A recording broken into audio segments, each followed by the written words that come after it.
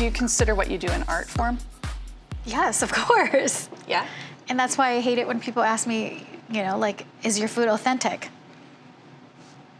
So, like, you don't ask an artist that, you know, like, because we're creative, you know, like, how can you say that, you know, like, and then you have the nerve to tell me that I don't cook like your mom, you know, like, and that makes me not authentic because it doesn't taste like what your mom makes. So, and then I'm like, yeah, so, I People actually say that to you. First of all, who the hell walks into somebody else's restaurant and say, this don't taste like my mama food? Okay, call your mom. That's actually the first time I've heard that, and that, like, because I'm trying to draw a parallel to my own mom and how she cooks, and I can guarantee you that the majority of things that I ate as a kid, I have not yet tasted that in a restaurant, and I don't expect to. Like, what is your favorite thing to eat? really depends on my mood. I mean, I don't think I could say this is the one thing that's my favorite. You know, like, you know, on a gloomy day, it's like, you know, I'm craving that bowl of soup and handmade noodles, or, you know, on a really hot day, I just want papaya salad. So it really depends on the season and the mood and where I'm at.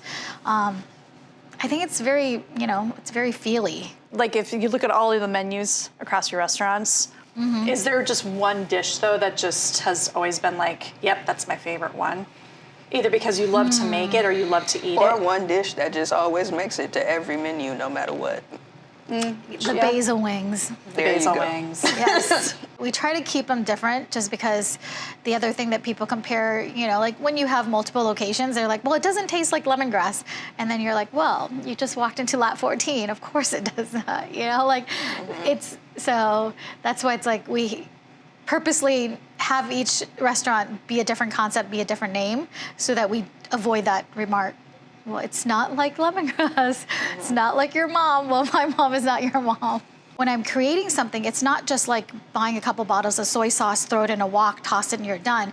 It's kind of like, you know, like, why do you cut things in certain sizes or shapes? Why do you layer the flavors? Why do the garlic go in first, and then why it's the oil, and why do you add the sugar last? I'm not an artist in terms of, like, you know, professionally, but I'm passionate about art, you know, like, high school art was my favorite class, and that's why my daughter's so creative as a 6-year-old, is like, that's all she wants to do. Because those are the things that we, you know, learn in art class, was the layering of the colors and the shading and the depth and whatnot. And you could use those same words to describe a dish, not only like visually looking at it, but it can look beautiful on a plate, but if the layers and the depth is not there when you taste it and it hits your mouth, you have not succeeded. You just gave me You just threw me some crayons on a plate, but you did not have any emotions. You did not have any feel. You did not have the skills or the craft. Because in order to create a painting, to have that depth, you have to know when to layer it and when to add it and whatnot. Same thing with food. And so when I cook something, it's like I always describe it as a dance party. If your mouth is not dancing, then I did not do my job. You know, then it's like, even the most boring, bland things will have definition, will have flavor, will have its own character. It could just be boiled pork and mustard green, and you think, oh, those are just 2 ingredients. But, you know, like, if you have done it right, it will have a little party in your mouth in one way or another. So that's kind of like how I feel about food and art. I want to know what the soundtrack is for the dance party. Oh my gosh, you ready? Which one do you want to go to? Is it Britney? Is it hard rock? Is it, like, what is it? Kind of like that dance party where you don't care if the whole room's watching you, you're still gonna dance, even though it's offbeat or whatnot. And that's how I want my food to taste to people, because food should be memorable. Like, you know, you said that, you know, like, food is like an art where it just disappears. Yeah, it disappears, but you should remember it. Good food, you should remember it. You know, like, I will never forget that, you know, bis that was served to me in this tiny little ramekin at Mama's Fish House in Maui. Like, that was one of the best thing I've ever ate. Like, I can still taste it as I'm just sitting here talking to you. What's the best meal you ever had? Pepper soup. Like a good pepper soup.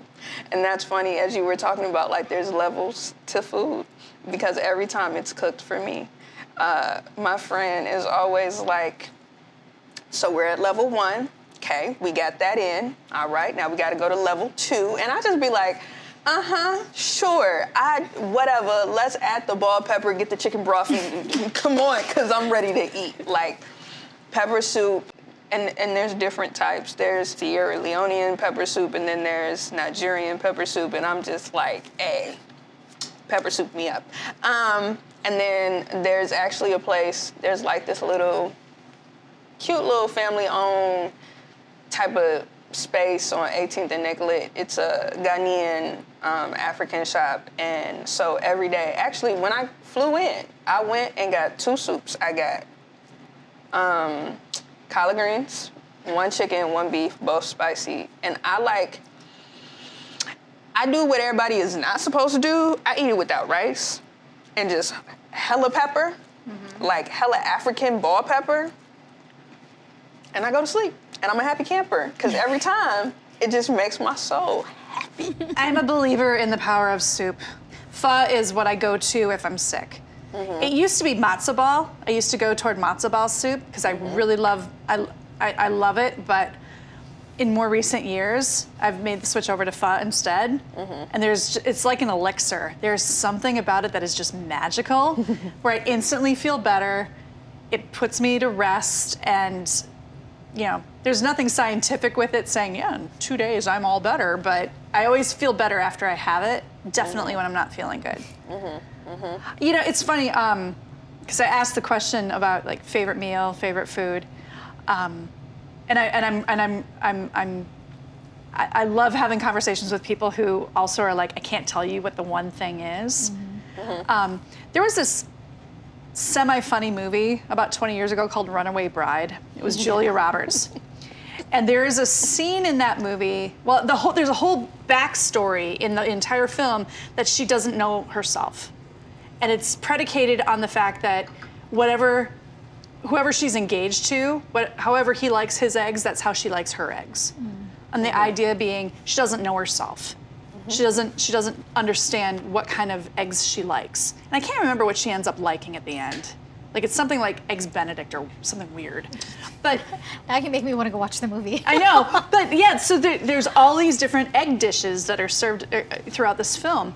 And I have a couple of girlfriends who have they like tell me that I'm like Runaway Bride, because, you know, oh, you don't know what, and it comes from a place of, well, you don't know yourself. And it's like, actually, I know myself very well. I like all things. I like trying everything once. Do you remember the worst meal you've ever had? I try to suppress things of that nature. Well, you know what? Because it's a chain. The worst food I've ever had, and I'm sorry if I hurt anybody's feelings, was actually at Olive Garden. And I just was like, I really love spaghetti and meatballs. And so once upon a time, there's a hotel I used to work at downtown, and our executive chef had made like, I don't know, it was like this meatball, and the meatball, the way it was seasoned, the way the cheese, the way the ricotta, everything, it was perfect. And so I remember me and a few friends, went to Olive Garden, and it was my first time. And so, mind you, I'm working this job where I get this spaghetti regularly. That is amazing. So I go to Olive Garden and I get this spaghetti. And I take one bite and I'm like, y'all can have it back. Y'all can have it. And so the waitress was like, what's wrong? And I said, it tastes like plastic. It tastes like somebody literally just threw it in the microwave, rolled it out real quick, threw it on my plate. And so you can keep it, but you can bring me back some wine. Well, that's, you know. You can't have the food, at least have the wine. At least they can't screw up the wine, hopefully. I would hope not. As our experiences, as we evolve and people we introduce in our network and the way we travel and, having that openness, I would never have known Bangladeshi food if I didn't marry my husband, And so, and those are the things where it's now it's one of probably the best memorable meals that I've eaten is with him and his family. And so does that make me okay, I'm just trying to please this husband that I'm married to. That's what I love now, and it's not, because I feel like it's because, food and is part of who we are, and it becomes, it evolves with us, and so, but again, I think it comes back to how open were you? Because you could you could be a 60-year-old or a 70-year-old and still want, that one meal that, your roast beef and your bread or whatever, and that's the only thing you eat, because you've allowed yourself to be that person. You've never went over to your neighbors for dinner, you know, or you didn't like, you know, your friend asked you to go out somewhere new and you didn't want to try it. So it's kind of, I feel like it's a collection of everything, and then you get to become that person. And food does kind of reflect who you are, you know, and you know, like, and that's kind of like, it also helps you form your close network as well. You know, like there's certain people that I won't call to go out with me because I know they won't eat the same thing, or they'll be that person at the table that's just like slamming everything that you order. Oh, it's got eyeballs, or oh, you know, like,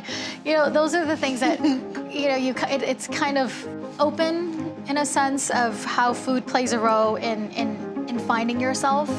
It's if you allow it to or not.